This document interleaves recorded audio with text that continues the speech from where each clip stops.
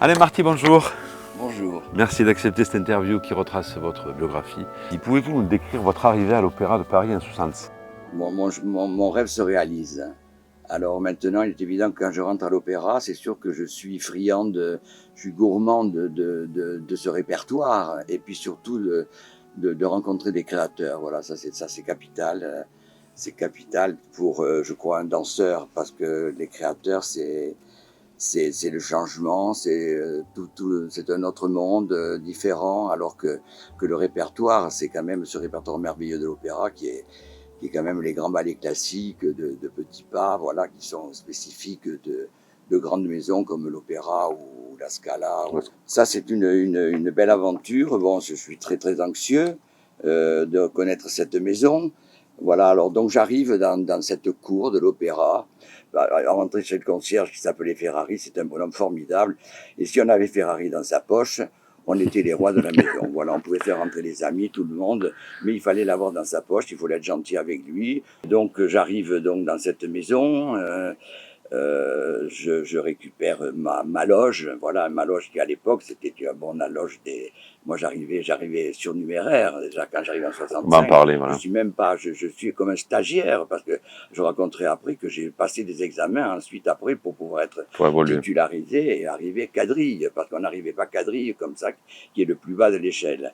Voilà, donc j'arrive là tout à fait comme un surnuméraire, un stagiaire. Et donc, on a une loge commune avec tous les. Mais oui, c'était les quadrilles, dans les quadrilles, les stagiaires étaient là, voilà. Alors, donc, ils nous voyaient arriver d'un œil un peu suspicieux. Voilà, mais Ouais, c'était c'est un peu cette direct. ambiance. Mais c'était sympa, c'était très sympa. Non, c'était pas le côté, comme on raconte, que on se déteste entre nous, on est jaloux, et c'est les danseuses et tout. Non, non, non, non. Donc voilà, donc j'arrive dans cette loge, voilà, je me prépare pour aller prendre mon premier cours. Et là, à l'époque, c'était une maîtresse de ballet qui s'appelait Léon Maille, une femme formidable, qui avait un énorme caractère, qui était vraiment une personne que j'aimais beaucoup. Et alors donc, j'arrive dans cette classe et je me mets à la barre, voilà, et on fait le cours. Bon, très bien, ça se passe bien, je suis content. Je m'en vais, et le cours est fini. Le lendemain, on revient et là j'arrive un peu en avance. Et il y en avait, je veux aller à ma place. Et je vais aller à ma place et il y avait un danseur, je lui dis, oh écoute, viens à ma place. Et alors là, Léon Maille qui me crie avec une petite voix pointue, qui me dit, mais dis donc Marty, qu'est-ce que tu crois? C'est pas une concession à perpétuité. Voilà. Donc, et alors, non, c'est vrai qu'elle avait raison, parce que l'opéra, c'est pas une concession à perpétuité. Parce Ouais, qu'on on le s'en rend verra. pas compte quand on arrive. Je me rappelle les réunions syndicales, parce qu'on en a, et on s'en fout au début quand on est jeune, et on se rend pas compte que c'est important aussi pour préserver notre suite. Et on se dit que c'est pas une concession à perpétuité parce que la retraite arrive très vite. À l'époque, les garçons avaient la retraite à 45 ans et les filles à 40 ans. Ah oui. Ce qui était aberrant parce que Oui. les filles est beaucoup plus à 40 ans, les filles est beaucoup plus en forme, Athlétique, beaucoup plus etc. même physiquement entretenue que des fois un garçon qui à 45 ans se laisse aller, ci et ça. Bon, moi j'ai du bol jusqu'à la fin, j'étais regardable. Donc donc voilà, et ça dit maintenant tout le monde à la retraite à 42 et demi. On a coupé la poire en deux et c'est la retraite à 42 et demi. En principe, à l'opéra, on est obligé suivant l'importance du rôle, on est obligé de prendre quelqu'un qui correspond à la classe. Ça veut dire un quadrille, il peut pas faire des rôles de soliste. Coryphée, on commence déjà à faire on est un peu plus devant dans le ballet. Et sujet, on peut faire des rôles, on peut donner des rôles, même dans le temps, on n'avait pas le droit de donner des rôles d'étoiles, parce que les étoiles pouvaient râler, ci et ça. Et maintenant, de plus en plus, les chorégraphes, ça c'est très bien, n'en ont rien à faire de ça, des grades. La vie au quotidien et la vie professionnelle à l'Opéra de Paris, les rapports que vous avez avec les chorégraphes, voilà, comment ça se passe? Bon, déjà, vous avez le directeur de la danse, qui est lui qui est votre patron. Voilà. C'est intéressant qu'un directeur n'est pas uniquement chorégraphe, comme était Béjart ou Roland. Voilà, donc Donc, il invite plein de chorégraphes. Ça, c'est le plus intéressant, c'est d'accueillir, d'avoir des chorégraphes. Et quand un chorégraphe arrive, c'est où on est admiratif, où on n'aime pas beaucoup ce qu'il fait, parce que c'est des styles différents. Mais en général, on est assez admiratif, parce que ce qu'on invite à l'opéra, c'est quand même des super chorégraphes bons. confirmés, oui. Alors donc, quand il arrive, c'est sûr que lui, il vient. Alors, il y a plusieurs. En général, maintenant, ça se fait de plus en plus. Il vient voir le. Roland, il était terrible. Il faisait une espèce de. Roland Petit faisait comme une espèce de cours. Je me rappelle plus. Et puis c'était là qu'il choisissait. Ou alors, tandis qu'il y en a qui viennent au cours. Il assiste au cours, donc. Qui assistent au cours. Voilà, et qui regardent les danseurs. Voilà. Alors il s'en fiche. Si demain après il y a un assistant qui est de la maison qui dit, quand il dit lui, il dit oh, oui mais lui vous pouvez pas ça, il est simplement quadrille. Hein. Et le gars dit je m'en fous. Il peut le mettre. Bon, ça fait des fois des discussions un peu voilà. Mais alors il n'a pas la première distribution. Ah oui. Deuxième, c'est parce qu'il y a plusieurs distributions. Voilà donc et donc là alors il y a plusieurs méthodes. Il vient au cours, d'autres qui donnent un cours. Une espèce de petit cours, oui, je me rappelle, oui, comme une barre, ou je sais pas, même pas si c'était Roland qui avait fait un truc bizarre une fois. Puis il y a d'autres qui donnent après qui font travailler un petit peu, font des enchaînements de pas, de leur chorégraphie. Tout le monde le fait. Tout le monde le fait. Et ils regardent comment les gens réagissent. Et là, c'est la situation, c'est la chose la mieux d'ailleurs, je trouve. Ouais. Parce que là, c'est là qu'on voit vraiment si le mec va correspondre à ce qu'on a fait. À l'œuvre, à ce qu'on a fait, à l'œuvre. Et alors là, on vous choisit.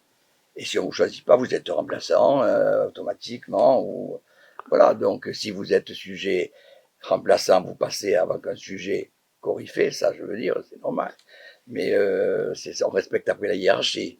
Et ensuite, donc, vous avez ce fameux tableau de service. Alors, racontez-moi ça. Alors après, ça veut dire qu'après, on sait pas.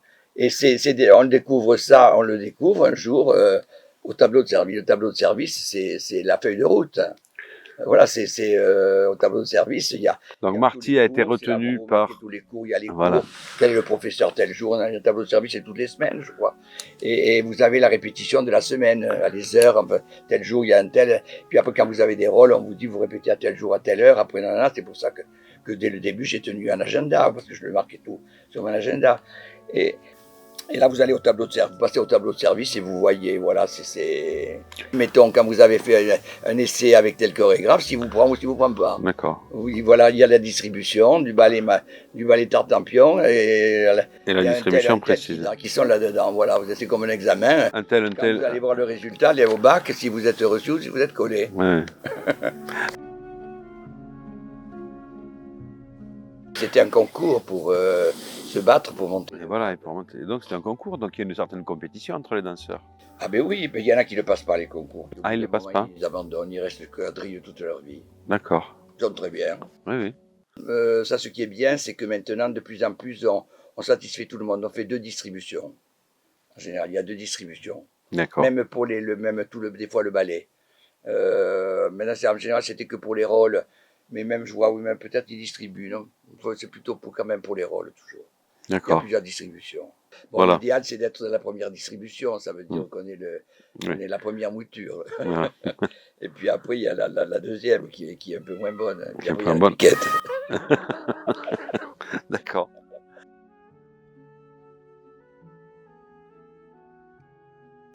Donc, vous rentrez le 29 mars 65. Le 19 juin, vous passez le concours pour devenir titulaire. Voilà. C'est là que je deviens professionnel à l'opéra. Je veux dire, sinon je suis engagé dans le corps de ballet. Dans le corps de ballet. Voilà, avant, on est surnombre. Voilà. Donc en mars, je suis engagé comme surnuméraire. Et en juin, je suis titularisé. D'accord. J'ai eu la chance que très vite, entre mars et juin, j'ai eu quand même cette chance qu'il y ait cet examen. Parce que ça aurait pu attendre. Des fois, il y en a qui restent des années surnuméraire. Mais comme tout ça, c'était parce que ce qui pressait, c'était pour être prêt pour le bébé Jard. Ils avaient besoin de beaucoup de monde. Dès votre arrivée, vous êtes gâté avec 2 créations majeures, le Sacre du Printemps donc, de Maurice Béjart et Notre-Dame de Paris de Roland Petit. Voilà, qui sera après. Dans cette première année, quand je suis arrivé en 165, ça a été une année incroyable. Je suis pas arrivé, je suis arrivé donc en mars.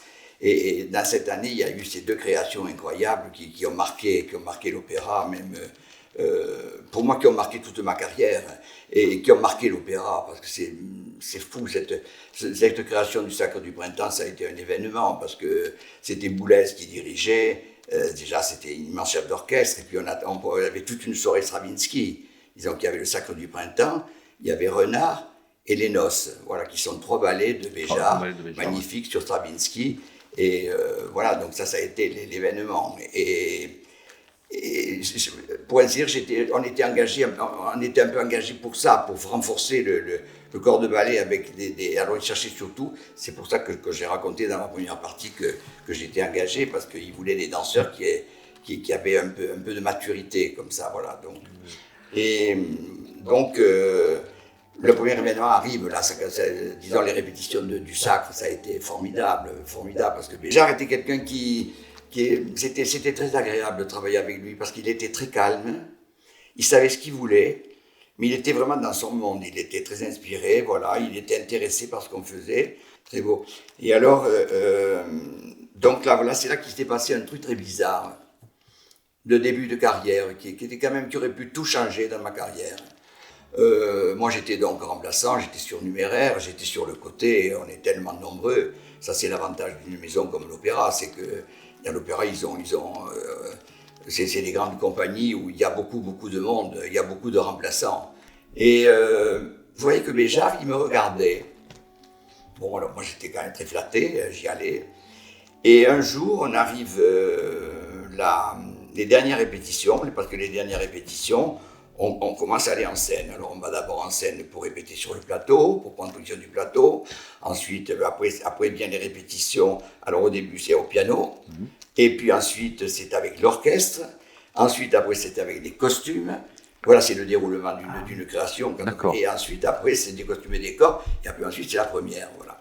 Donc on arrive à la première répétition sur le plateau. Voilà, et donc après la répétition, le maître de ballet de Béjart qui me dit « Voilà, monsieur Béjart voudrait vous voir dans sa loge. »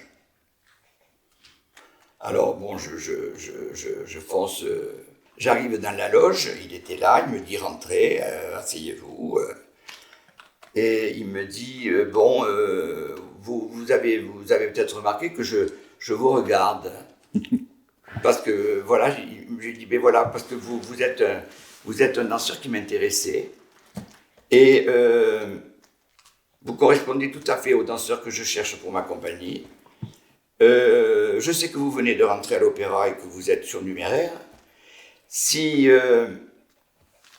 voilà, moi ce que je vous propose, je vous prends dans ma compagnie. Je vous prends maintenant dans ma compagnie et vous danserez. Vous danserez, vous aurez même des rôles. Alors que vous venez de rentrer à l'Opéra de Paris. Donc en gros, il vous débauche, Béjart. En gros, il me débauche. Oui. Et voilà, vous avez dit le mot. Et donc, à ce moment-là, moi, je panique. Je panique parce que déjà, Béjart vous proposait de rentrer dans sa compagnie. C'est quand même un événement parce qu'à l'époque, il commençait sa carrière de star et la compagnie était extraordinaire. Il avait une compagnie magnifique, des danseurs magnifiques. Et, voilà, ça devenait très célèbre déjà en 61, 65. Et il me voit un peu interloqué. Moi, j'étais bluffé. Et puis, il me dit mais vous avez du temps, réfléchissez. Et là, j'ai une petite voix du ciel qui me dit, c'était peut-être mon père, qui me dit non, fonce, petit, fonce. Et je lui réfléchis, il me dit fonce. Je réfléchis, je lui dis écoutez, il faut que j'y aille. Je lui ai dit vous savez, mon rêve vient de se réaliser. Je viens de rentrer à l'opéra, je veux tenter ma chance ici. Et de suite, il a été un peu surpris et il me dit « Ah mais c'est bien, vous avez du caractère, c'est bien. » Bon, mais écoutez, oui, c'est bien, ça m'intéressez. Donc il garde quand même un intérêt. Très gentil, vraiment. Et là, il n'a pas du tout été vexé ni rien. Et même après, il m'a donné un petit rôle dans Renard.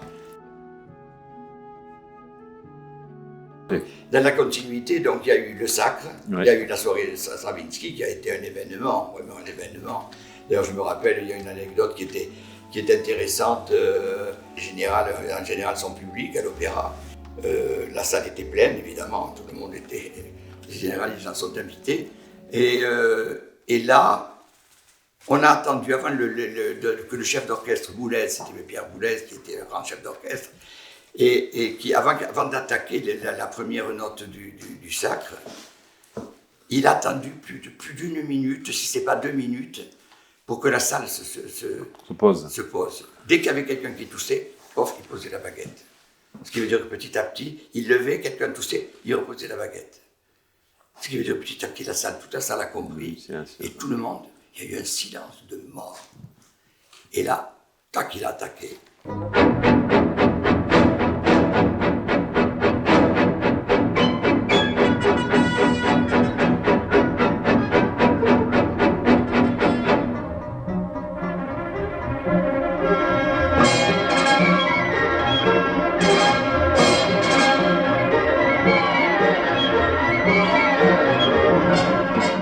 Donc c'était sentir qu'il y avait une effervescence incroyable. Après j'enchaîne, c'est pour ça que ça s'est passé beaucoup de choses. J'enchaîne avec Roland Petit qui arrive pour Notre-Dame de Paris, qui était quand même l'événement aussi, c'était un événement, que cette Notre-Dame de Paris se donne toujours, et ça a été quand même une chose très très belle, vraiment avec la musique de Marius Constant, c'était très beau, les costumes de Saint-Laurent, c'est extraordinaire, vraiment. Le travail de Roland Petit, plus moderne, plus contemporain? Ah oui, mais Roland Petit, lui, c'était le contraire de Béjart. Lui, vraiment, c'était... c'était toujours très... Il savait ce qu'il voulait, mais il avait ses pas, alors il partait dans des idées comme ça, puis tout d'un coup, il les testait, il était formidable, il testait tous les danseurs qui étaient là, et il voyait tout d'un coup... quand on essayait de faire le pas, il jugeait les gens comment ils faisaient le pas. Et ça lui donnait d'autres idées. Ça le faisait évoluer dans ce sens. De voir qu'il y a certaines personnes qui le faisaient un peu différemment. Il faisait, alors, et en même temps, puis alors il arrivait toujours, il disait cette phrase incroyable qui n'est pas très correcte, mais ça c'est Roland, il était comme ça, c'était quelqu'un qui parlait trucrement. Et il nous disait, allez-y les petits, allez-y, dansez, faites des choses, allez-y, faites-moi bander. Bon, donc, c'est vrai que ça choquait certaines personnes, mais quoique à cette époque, en 65, on était encore choqués par des trucs comme ça. On était en 65, il faut le rappeler. Oui. D'ailleurs, en voyant cette maquette qui est mon costume des soldats de Notre-Dame de Paris, je me souviens d'une anecdote qui m'a humilié. On répétait en scène avec beaucoup de monde dans la salle. Roland m'appelait Toulouse. Il aimait bien donner des surnoms. Alors dans la chorégraphie, les soldats avançaient avec un genre de pas de loi, on lançait la jambe en avant, et moi, souple, je lève trop la jambe, et alors j'entends Roland dans la salle devant tout le monde me crier « Toulouse, c'est pas les majorettes !» Éclat de rire, j'ai cru mourir de honte. Roland ne faisait pas de cadeau. Mais Roland Petit est une figure clé dans vos débuts, 65. Comment ? C'est vraiment une figure clé, ah oui, Roland Petit. Il était peut-être même plus célèbre que Béjart. Oui, parce que Béjart est au début de sa carrière, plus ou moins. Enfin, en tout cas, il est au début de ça. Oui, il est arrivé, mais Roland avait fait des choses depuis longtemps qui étaient formidables. Il avait fait son Carmen, des tas de trucs extraordinaires avec sa compagnie. Formidable, les forains, il avait fait le loup, il avait fait des trucs formidables, très nouveaux. Très nouveau, très contemporain pour l'époque. Mais même, je pense qu'il est, d'une certaine façon, ça après, bon, ça me gêne d'en parler un peu maintenant, moi je suis un peu le vieux monsieur qui vient raconter et faire un peu le bilan. Je me dis des fois qu'avec l'amour que j'ai pour Béjart et surtout de son sacre, qui pour moi est le plus beau sacre, c'est pas parce que je l'ai dansé beaucoup, mais le sacre de Pinabar, c'est magnifique, c'est très très beau, c'est formidable, c'est d'une force. Mais je trouve que celui de Béjart est beaucoup plus construit, et beaucoup plus dans l'esprit de cette musique de Stravinsky. Et puis le côté de l'histoire est beaucoup plus... moi, ça me plaît davantage. Je suis plus... bon, et je ne suis pas le seul. Mais Roland, je me dis que peut-être... Roland restera plus un nom que Béjart. D'accord. Et ça je le dis, mais ça ne vient que on de moi. C'est l'histoire qui le dira. C'est l'histoire qui le dira, parce que Roland a laissé des choses formidables. Béjart aussi, mais des choses qui se sont beaucoup plus démodées maintenant. Un autre personnage important, c'est Michel Descombes, qui est maître de ballet de 65 à 69. Donc, voilà. Donc ça aussi, c'est une grande rencontre pour vous, ça. Oui, mais lui, surtout c'est lui qui m'a engagé, qui était maître de ballet. Voilà. Et c'était lui qui faisait des chorégraphies très très contemporaines. Très contemporaines. C'était très intéressant ce qu'il faisait, vraiment. Il avait fait des beaux ballets, Saracenia, tout ça. Mais c'est quelqu'un que j'ai beaucoup aimé, mais j'étais pas toujours d'accord. D'ailleurs, même une fois, je peux le raconter, j'étais remplaçant d'un de ses ballets et que je trouvais bien. Et je dois remplacer, je ne savais pas bien le rôle. J'ai eu 3 jours de mise à pied. Ah, une punition donc. Après, j'en ai eu 15 jours après une autre fois. Mais plus tard, je vous raconterai pour ça. Mais je veux dire que c'était très dur. Et je ne savais pas bien son ballet parce que, je ne sais pas, parce que peut-être que je n'étais pas très intéressé. Mais j'avais tort parce que c'était mon boulot. Oui. Donc c'est quelqu'un qui a compté aussi, mais qui était moins important. Oui, c'était quelqu'un de très bien, qui a fait très bien à l'opéra. Il a fait bouger beaucoup. Il est venu après l'IFAR, vous comprenez, l'IFAR était le grand maître absolu à l'opéra, puis après il est parti et lui, tout d'un coup, il a pu émerger avec ses chorégraphies beaucoup plus contemporaines et il a été nommé directeur de la danse. En 65, vous dansez dans Faust aussi. Ah ben oui, ça c'est et vous assistez à Normand avec Maria Oui, Callas.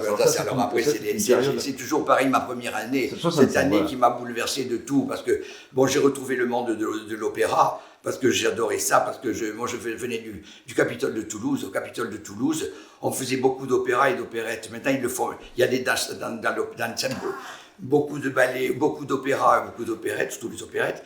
Il y a des divertissements qui ne sont pas très intéressants, mais on danse, voilà. Et alors on est ravis, on est tout jeune, on danse. Alors à cette époque, à l'opéra, c'était les surnuméraires et les quadrilles qui faisaient les divertissements d'opéra. Maintenant, c'est fini.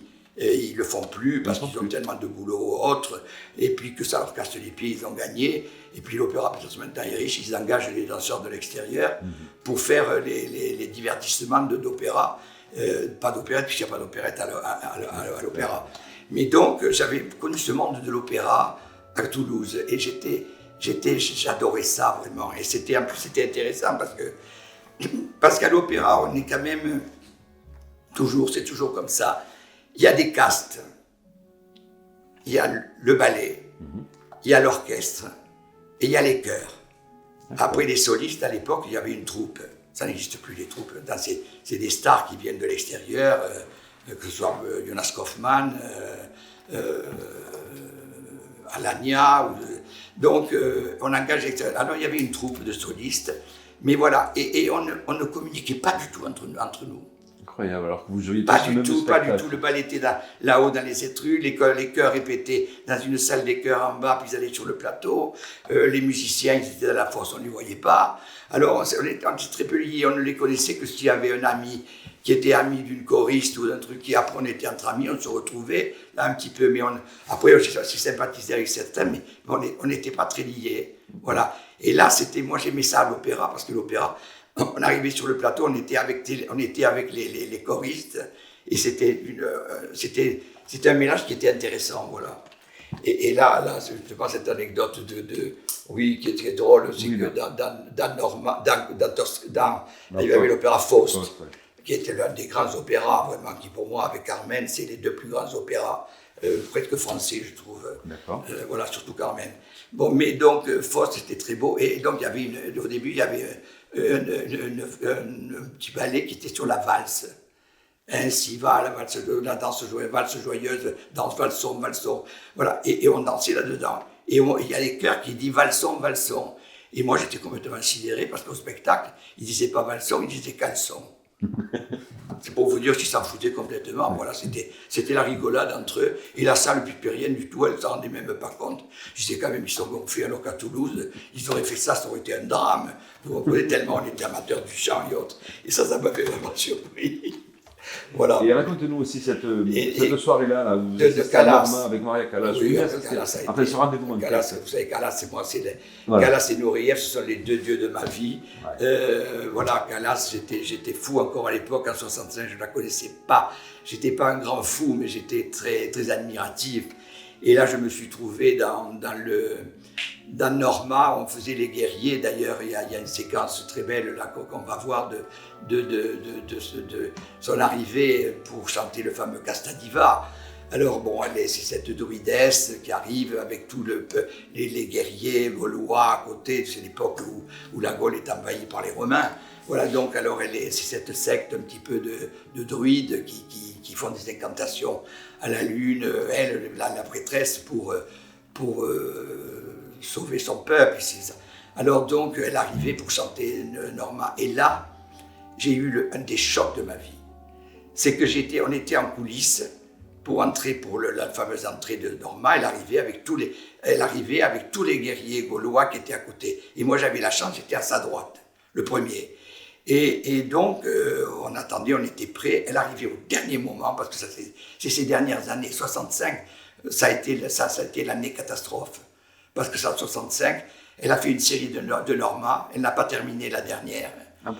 Parce que, et d'ailleurs, vous allez voir dans le petit film, elle était accompagnée par Gabriel Dusurgé, qui était notre grand directeur. On en parlera beaucoup, qui a été comme un de mes pères spirituels, puisqu'après, j'étais très lié amicalement par quelqu'un qui va compter énormément dans ma vie. Et donc, Gabriel, qui était directeur artistique de l'opéra, lui tient la main, il l'amène, on voit sur le film, et il tient un papier, une annonce qu'il va faire au public en disant que Madame Callas va chanter ce soir contre le mauvais accord de son médecin, parce qu'elle a la tension tellement basse qu'elle ne devrait pas chanter. Elle est épuisée. Voilà. Et elle a chanté, ça a été une série terrible, avec des biens et des pas biens, et elle n'a pas terminé la dernière, et ça a été la fin de sa carrière. D'accord. Ça a été terrible. Mais donc, elle arrivait au dernier moment, elle se penchait, elle touchait le sol, elle faisait le signe de la croix, et puis tac, elle se concentrait, et on rentrait. Elle arrivait au moment musical, et là, c'est une chose incroyable, quand on est rentré, dès qu'on a apparu, j'ai eu l'impression que l'effet d'un tsunami de la salle, tout le public qui nous tombait dessus, tellement il hurlait bravo. Mais c'était incroyable. C'était un hurlement, même s'il y avait des détracteurs dans la salle. Mais là, elle était tellement adulée qu'on n'entendait rien du tout. On faisait tout le tour de la scène, jusqu'arriver au devant où il y avait le rocher, où elle montait au rocher pour chanter ce fameux Casta-Diva. Et nous, on était en bas, on l'accompagnait jusqu'au rocher. Ça, c'était la mise en scène de Zeffirelli, qui a été le grand réalisateur de cinéma, qui était un des disciples de Visconti, voilà, donc, qui avait fait la mise en scène magnifique. Et donc, là, on laissait très peu, il n'y avait que les chœurs, doucement, mais tous les figurants, il y avait qu'elle. Et là, elle attaquait le Casta-Diva, et comme on voit dans le film.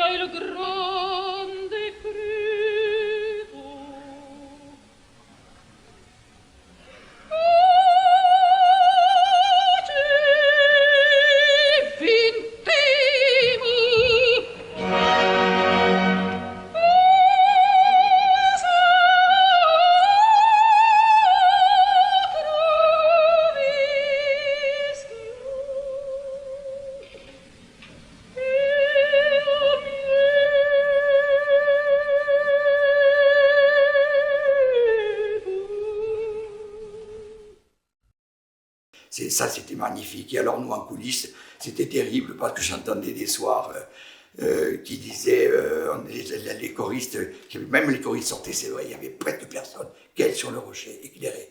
Et les choristes qui disaient, oh là là, mais ce soir elle est formidable. Et le lendemain, oh, mais quelle horreur.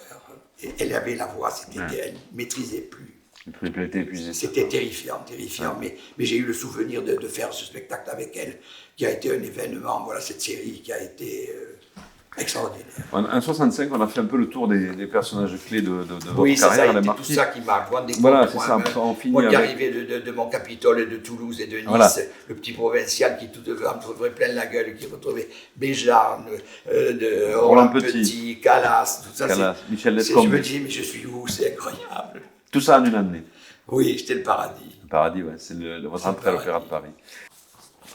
Donc en 66, vous êtes invité à des galas comme celui de Jean Dorcy, la Cité universitaire. Oui, la Cité, c'était un truc qui était très bien. Et vous dansez la Fête des Fleurs à Genzano. Oui, voilà, on n'a pas les danseurs de l'opéra comme les comédiens de la Comédie Française n'ont pas le droit de jouer dans Paris. À moins que, voilà, bon, maintenant la Comédie Française, ils jouent beaucoup dans des trucs, mais les danseurs, c'est vrai, les danseurs se produisent pas tellement dans Paris, c'était interdit. Paris avait la primeur, alors on pouvait aller en banlieue, voilà. Donc, alors, est-ce qu'il faisait passer pour la banlieue? La Cité universitaire était quand même bien dans Paris, même si c'est au-delà du jardin du Luxembourg et tout ça, tout là-haut. Donc, il organisait des galas à la Cité universitaire où il y a un très joli théâtre. Donc,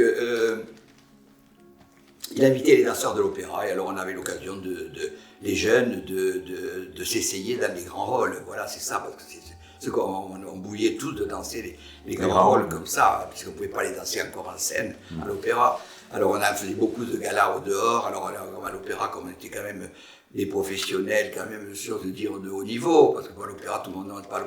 Donc on était très demandés comme ça. Et là, moi, dès que je suis arrivé, c'est vrai que j'étais gâté, on s'intéressait à moi, tant parce que j'ai pu danser un pas de deux que personne ne connaissait. Comme moi j'avais beaucoup de coups de pied, ça aussi qui m'a beaucoup aidé aussi. Et ce qui est souvent assez rare des fois, pas rare, mais qui peut être rare chez les garçons, contrairement à toutes les filles qui ont des gros coups de pied, c'est beau, parce que quand on est sur pointe, ou même quand on tend la pointe, c'est plus joli d'un pied allongé qui s'allonge, plutôt qu'un pied, comme on l'appelle, en fer repassé, qui est comme ça, vous comprenez. Donc Bournonville fait travailler toujours ça, quand on a des beaux pieds, c'est très joli de travailler tous ces petits pas de batterie, voilà, un peu compliqué, très joli, un style très joli, qui est décalé, moi j'adorais, et ça j'avais volé, si je peux dire, à Nice. Quand j'étais à l'Opéra de Nice, on avait eu la chance de faire une tournée au Portugal, très importante avec Eric Boone, qui a été le grand danseur danois, qui a été le grand ami et même amour de Nureyev, qui est un danseur merveilleux, et avec Maria Tolchif, qui est une danseuse extraordinaire, qui a été une des femmes de Balanchine. Et donc, ils étaient venus danser, invités, et ils avaient dansé ce pas de deux qui s'appelait la Fête des Fleurs à Genzano. Et ce pas de la Fête des Fleurs de Genzano, à Paris, on ne le connaissait qu'avec une danseuse étoile de l'opéra qui était magnifique, qui s'appelait Josette Amiel, et Fleming Flint, voilà, qui était d'ailleurs son compagnon à l'époque. Et ils dansaient ce pas de deux, évidemment, parce qu'eux, ils avaient le droit. Il fallait avoir le droit, avec le Danemark et tout ça, de le danser. Bon, moi, je n'ai pas tellement demandé le droit. Je l'ai dansé dans ce gars-là, je l'avais appris par eux. J'avais filmé, j'avais appris par eux, puis d'autres personnes après m'ont aidé, comme Mina Gilgood, des gens qui m'ont aidé. Voilà, et pour finir des choses qui me manquaient, des pas. Et j'ai remonté ce pas de deux et je l'ai dansé. Ça fait vraiment, ça fait un petit événement quand même, parce que tout d'un coup, j'arrivais avec un pas de deux qu'on ne me connaissait pas, et j'arrivais avec un pas de deux qu'on ne connaissait pas bien. Voilà, donc ça avait été un bel événement pour moi. Alors, toujours en 66, le gala du Figaro avec Rudolf Nureyev et Margot Fonteyn.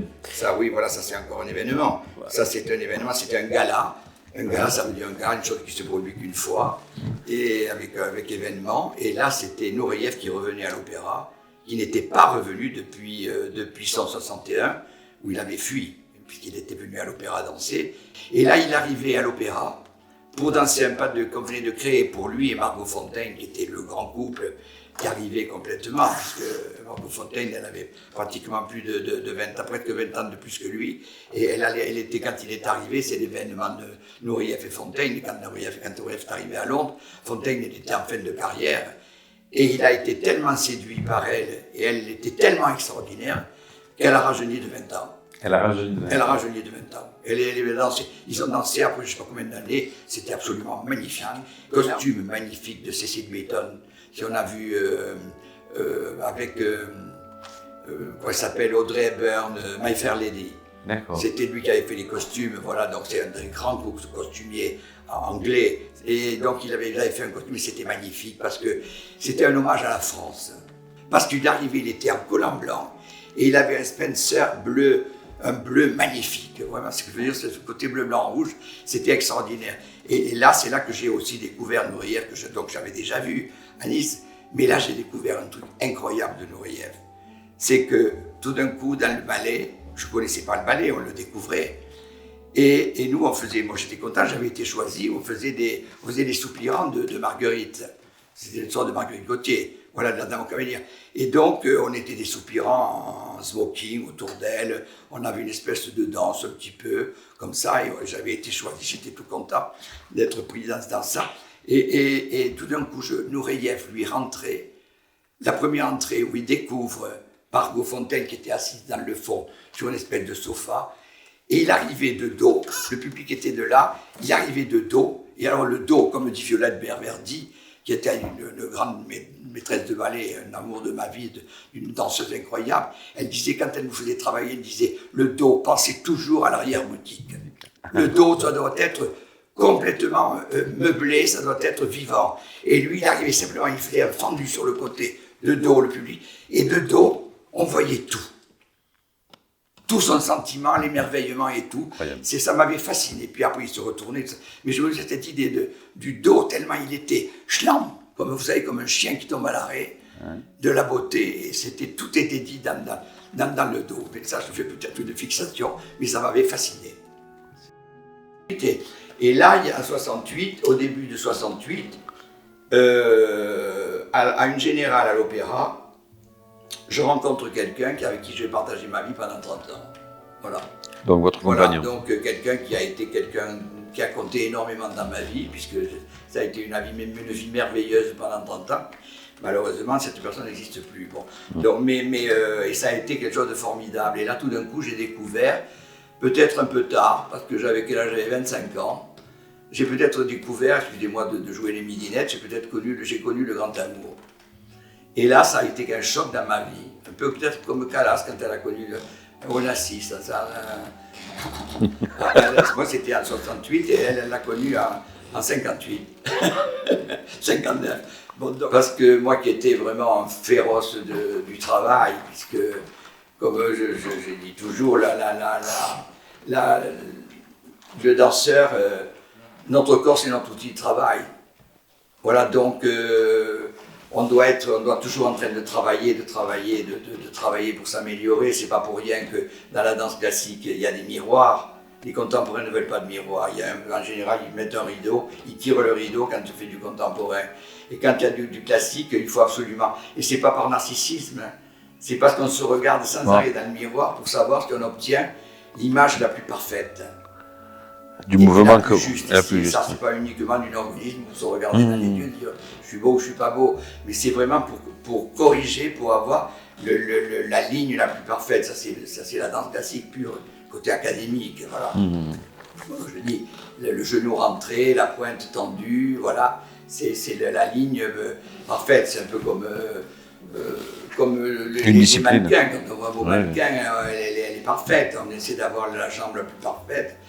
Donc, le mouvement le plus fluide, etc. Tout ça, c'est tout ça pour dire que quand je me suis relâché un peu, j'ai eu envie de vivre un petit peu. Et, avec la rencontre. Et je l'ai payé. Quand le concours est arrivé, ça c'était en janvier 68, et le concours était, je crois, en mars, et je ne suis pas monté sujet. C'est la seule année où je ne suis pas monté.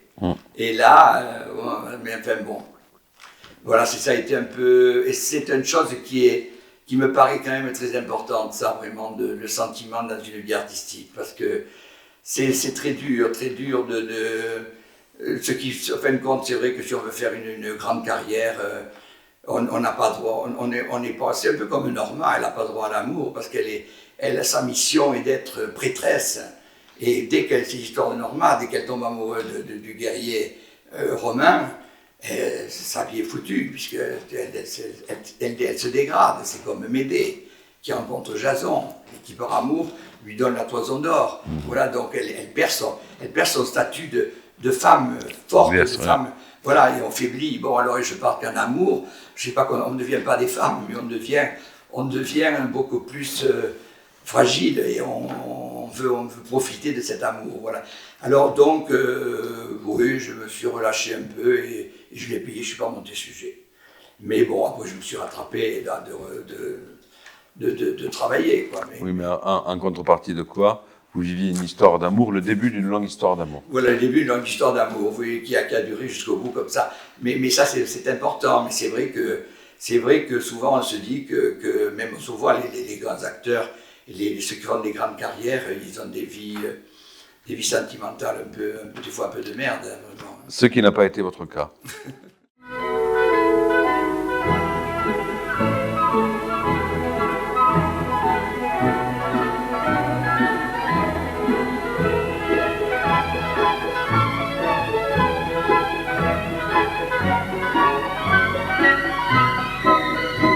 Ça a été quelque chose. Qu'est-ce qui se passe à l'Opéra de Paris au mois de mai 1970 ? Je me souviens que même pour aller, on ne pouvait pas avoir d'essence.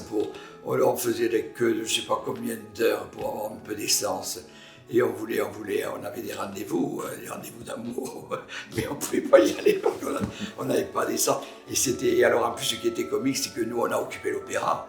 Voilà, parce que les grands bâtiments étaient envahis par tous les mai 68, et alors ils envahissaient tous les trucs. Je me souviens, l'Odéon avait été complètement envahi, et c'était là qu'il y avait toutes les réunions. On y allait à ces réunions, mais ça devenait vraiment une espèce de bazar. C'était là où ils se réunissaient, mais ils avaient envahi ce théâtre qui était magnifique. Alors nous, on ne voulait pas que tous les gens de l'opéra, on avait occupé l'opéra, et on se défendait. Je me rappelle une fois, Tilio Lavis qui s'était bagarré parce qu'ils étaient passés, certains rentrés dans le grand escalier, ils s'étaient battus dans le grand escalier pour les chasser, les étudiants qui voulaient envahir. Et vraiment, et alors tout ça, on avait des matraques. Alors cette histoire de matraques, c'était à mourir de rire, parce qu'on nous donnait, c'était les électriciens qui étaient étaient avec nous quand même, voilà, le personnel. Bon, peut-être que certains avaient dû je ne sais pas, parce que tout ça c'est un peu politique aussi. Donc, alors les électriciens nous avaient fait des matraques avec des gros câbles. Vous savez, les câbles électriques, ça vous tuerait quelqu'un. Hein. Alors on avait des matraques, et pour qu'elles tiennent, on nous avait mis une espèce de ruban, un truc comme ça, voilà. Et alors on accrochait ça, et on avait ce truc, on avait la main quand on arrivait, parce qu'on faisait des gardes. On avait des tours de garde de jour et de nuit pour garder l'opéra. Et alors, dès qu'on arrivait, on nous donnait la matraque, vraiment. Et je me souviens bien, un jour, c'était à mourir de rire. Il y avait une chanteuse d'opéra à l'époque, extraordinaire, qui est une espèce de Castafiore, de ces chanteuses de l'époque, qui faisait la troupe. Comme je dis, après, il n'y a plus de troupe. Elle s'appelait Castelli, elle était formidable, elle était une belle chanteuse, vraiment.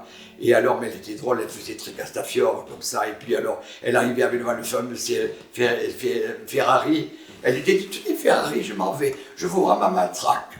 Et elle avait une espèce de faveur rose sur la matraque.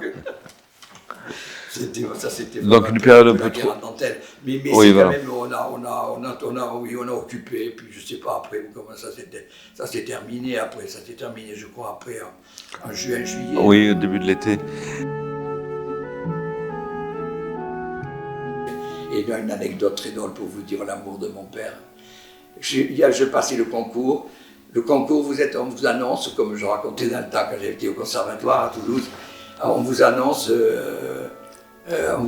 votre nom, et vous faites deux variations, une variation classique et une variation qu'on appelle la variation au choix, pour se mettre plus en valeur dans un truc qui est les variations classiques, c'est la version imposée que tout le monde doit faire, et puis après il y a toute une série de variations du répertoire qu'on fait maintenant en costume. Ils ont de la chance, ils ont le costume du ballet en question, et on le fait dans les contextes comme ça du rôle d'étoile. Et là, je passais ma variation, là, la première variation. Mes parents étaient là, évidemment, parce que c'était pour mon petit sujet, ils étaient dans une loge, et au moment où on annonce mon nom, mon père est sorti. Il ne m'a pas vu, tellement il était angoissé. Il est revenu dans la loge, il a dit à ma mère, alors comment c'était? Il lui a dit, c'était bien, il lui a dit, c'était bien, moi ça m'a paru bien, voilà. Et je suis monté, voilà. C'est pour vous dire, mon père, comme il a compté. Quand il venait voir mon cours le cours à l'extérieur, parce qu'à l'opéra il n'avait pas le droit, il venait à l'extérieur, voir le cours, mettons chez des maîtres Peretti ou Nora, il venait voir le cours et ça m'exaspérait, parce qu'au moment où je passais, parce que dans les cours on passe à son tour de rôle, il ne me regardait pas, il regardait les gens qui me regardaient, pour voir comment ils réagissaient. Parce que lui, il n'était pas très connaisseur, mais il voulait voir comment la réaction des gens. Oui, c'est une preuve d'amour incroyable. C'est un peu ridicule, je trouve, mais c'est encourageant.